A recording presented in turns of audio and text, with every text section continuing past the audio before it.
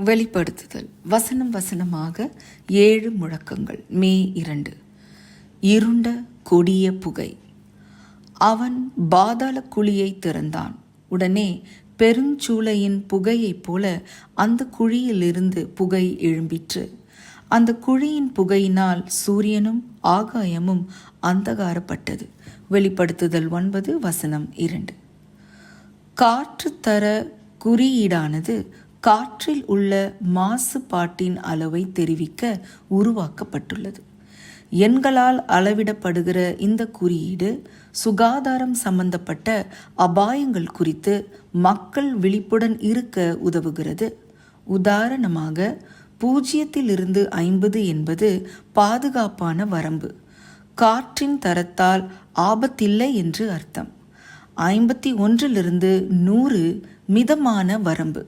முதியவர்களுக்கும் asthma நோயாளிகளுக்கும் சற்றே ஆபத்தான அளவு.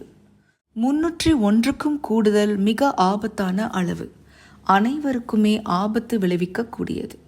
2020 காட்டுத்தீயால் எழுந்த புகையானது பசிபிக் வடமேற்கு முழுவதும் இந்த குறியீட்டின் அளவை எக்கச்சக்கமாக உயர்த்தியது. பல இடங்களில் 500 வரை அளவு எட்டியது.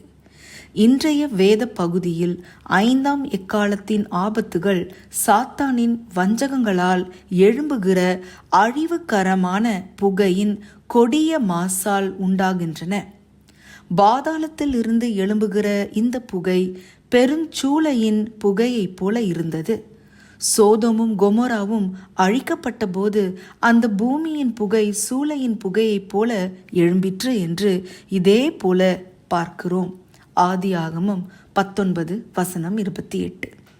பாதாளத்திலிருந்து எழும்புகிற புகையால் உண்டான விளைவுகள் குறித்து ஆச்சரியம் எதுவும் இல்லை. இயேசு கிறிஸ்துவின் கிரியைகளை மறைப்பதற்கு சாத்தான் கிரியை செய்கிறான்.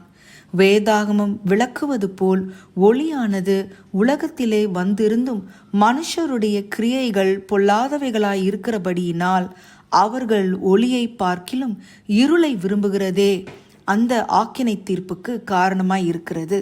யோவான் 3 வசனம் 19. அப்போஸ்தலனாகிய பவுலின் பணி மக்களுடைய கண்களை திறக்கும் என்றும் இருளை விட்டு ஒளியினிடத்திற்கும் சாத்தானுடைய அதிகாரத்தை விட்டு தேவனிடத்திற்கும் திரும்பும் என்று தேவன் அவரிடம் கூறினார். அப்போஸ்தலர் 26 வசனம் 18. கிறிஸ்து தாம் உலகின் ஒளி. யோவான் 8 வசனம் 12. நீதியின் சூரியன். மல்கியா 4 வசனம் 2. மேலும் பரிசுத்த ஆவியானவர் தாம் சுவாசம். யோவான் 20 வசனம் 22. அல்லது காற்றை. யோவான் 3 வசனம் 8 போன்றவர். 5ஆம் எக்காலத்தின் போது சூரியனும் ஆகாயமும் அந்தகாரப்பட்டது என்றால் பாதாளத்திலிருந்து சாத்தான் விடுவிக்கப்படுவதால் கிறிஸ்துவின் இரட்சண்ய சுவிசேஷத்தையும் ரோமர் 1 வசனம் 16 சத்தியத்திற்கு நேராக பரிசுத்த ஆவியானவர் காட்டுகிற பாதையையும் யோவான் 16 வசனம் 13 மறைக்கிறது என்பது புரிகிறது.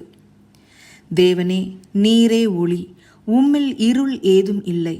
நான் ஒளியில் நடக்கவும் சகல பாவங்களிலிருந்தும் என்னை சுத்திகரிக்கிற இயேசுவின் இரத்தத்தை பெறவும் இன்று நான் தீர்மானிக்கிறேன்.